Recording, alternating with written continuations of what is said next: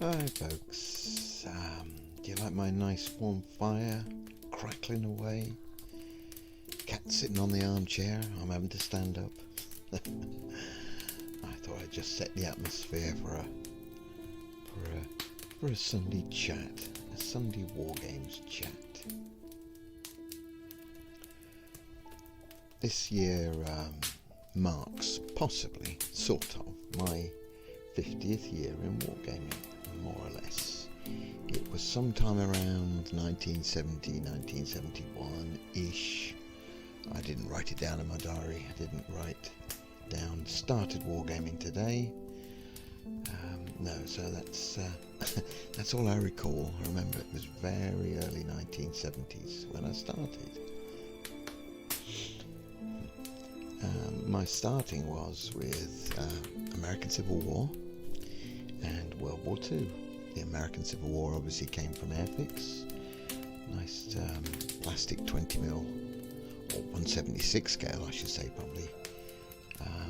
American Civil War plastics. Plenty of figures. They brought out the infantry set, the artillery set was out. We had to use the 7th Cavalry for cavalry, and there was also the wagon train out. So there was quite a few bits and pieces.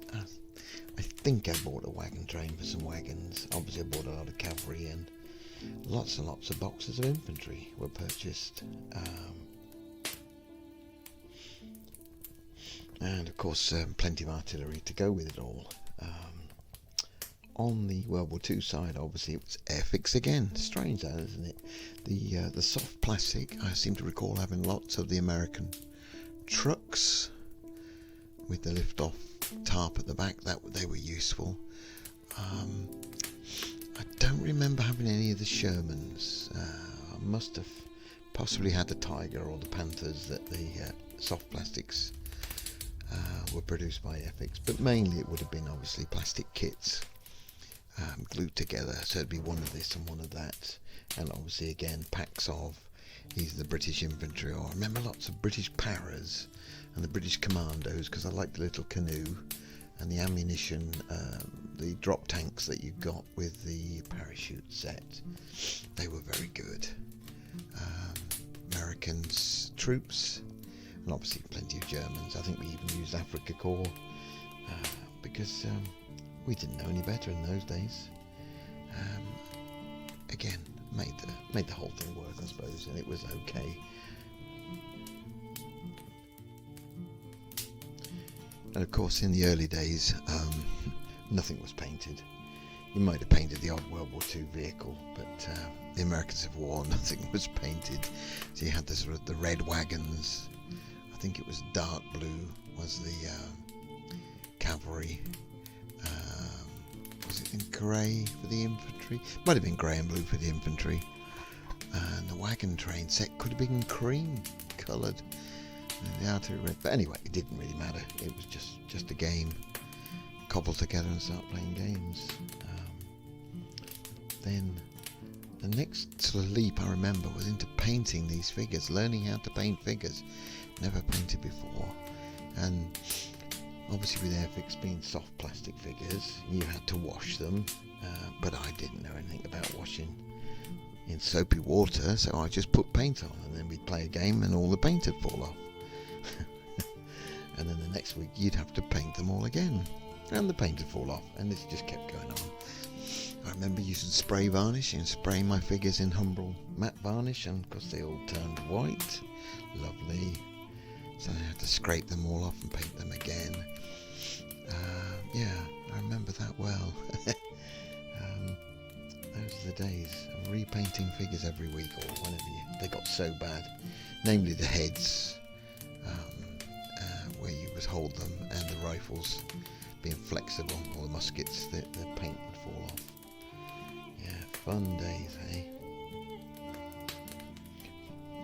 So it was lots of games of American Civil War. I do recall him having lots of games of American Civil War, various types.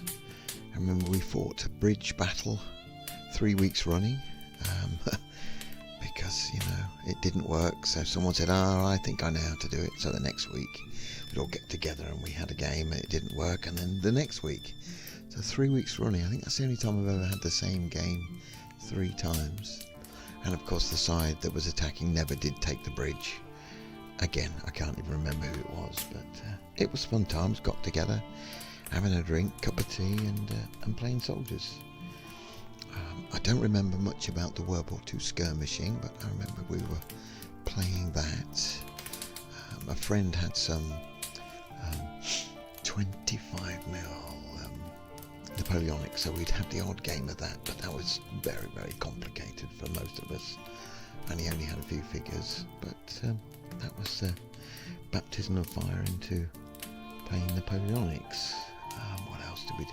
Oh, the odd ancient game, yeah.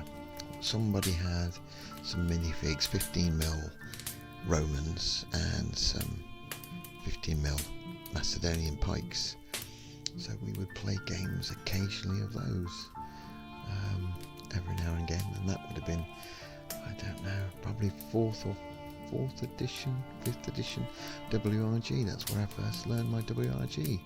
Very complicated rules when you're first starting.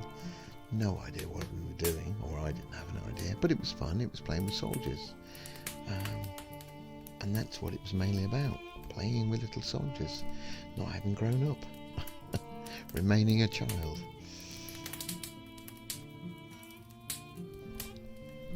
And of course, the main point of all this was wargaming with soldiers, historical. Will be hard for many of you to understand. There was no fantasy. There was no such thing as fantasy gaming. I think if I recall, fantasy or Games Workshop fantasy wargaming came along about 74, 75. So the first few years of me learning to play, fantasy there was no talk of it. No, there was no such thing as fantasy. So we only played historical, World War II, Napoleonics, ACW, the odd ancient game. But that was all there was. Seems strange now when you think of it, how big fantasy is.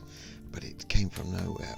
Obviously it came from the States, I suppose, and D&D, didn't it? And AD&D. But in the first few years, there was no such thing as fantasy. So it wasn't that it didn't enter our heads, there was nothing to enter. Just playing with ordinary Napoleonic figures, either plastic or metal. CW, I do remember buying some metal ones, I can't think who they were now. Bought a few of those, but it was very expensive. And the old ancient figures, which again were from miniature figurines. They used to be supplied in long strips. You had to cut the figures, very hard to cut them, with snips or something. Again, early days, we had miniature figurines and Hinchcliffe models, Frank Hinchcliffe and Neville Dickinson at minifigs. So Frank Hinchcliffe, obviously, from Hinchcliffe models. I bought ACW, American Civil War, in 25mm. That was my first foray into 25mm. Again, just bought the odd figures here and there. Usually they were sold in packs of 10, I remember, if you're doing it mail order. Hinchcliffe models I never got into. Didn't like Hinchcliffe models, didn't like the way they were designed. I did, if I recall, it's Garrison, is it, which might be Greenwood and Ball Garrison figures. I did go to a show sometime middle to later 1970s and bought 2 massive plastic shopping bags full of American Civil War 25mm. Quite soft metal, if I recall. And I think I spent £60, which was an astronomical amount of money in those days. My week's wages wouldn't have been £60, so I don't know why. I remember it being £60 and people moaning, "What? How much? You bought all that?" And it was 2 big carrier bags full of these figures, just in plastic bags. Yeah, that was crazy. That was. I assumed I must have painted them. I remember little about them though. It's really weird, spending all that money and getting this American Civil War armies, or army and armies. That was cavalry, infantry, and artillery. But my recollection of what I did with them is gone. Just nothing there. at the same time, we did get into was 1300 World War II. Obviously, that was a big thing. And we would buy the GHQ models for the really nice models, but most of them would have come from Skytrex or Leicester models. It was called Leicester models that time as well. Leicester models, I remember them. Tanks with a piece of wire, so 1300 metal blobs with a piece of wire shoved in for the gun barrel, just like a pin, you know. That was fun. And they were easy to paint because you just got a spray can out and you sprayed all the Germans grey and you sprayed the Americans green, but not a nice American green. It was, I think, British racing green from the car shop. That's what we sprayed them in.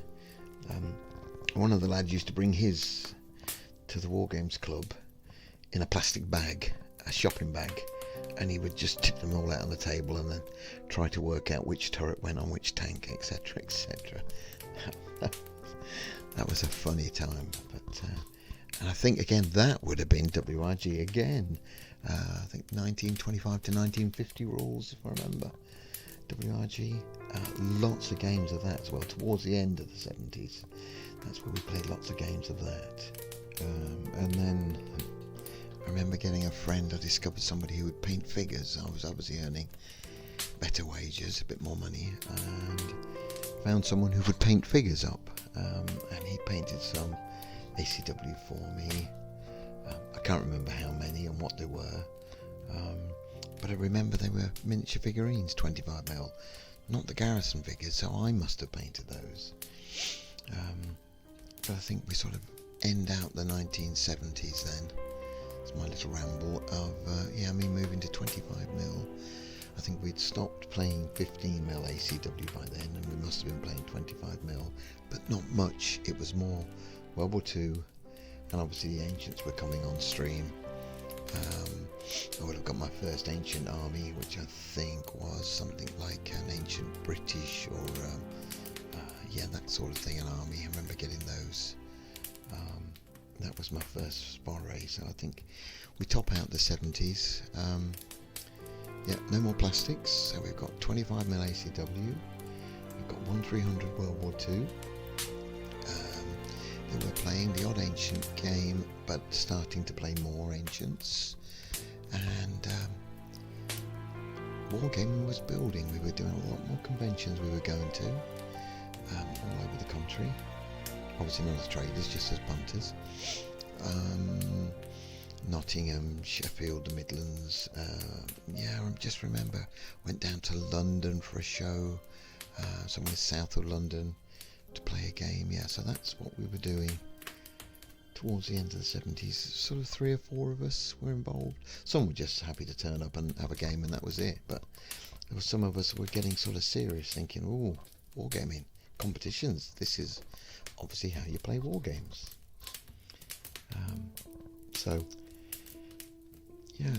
Thanks for listening to my mutterings. So that's my wargaming from the beginning at the early 1970s up to the end of the decade. So I think might need to put some more logs on the fire to keep us nice and toasty.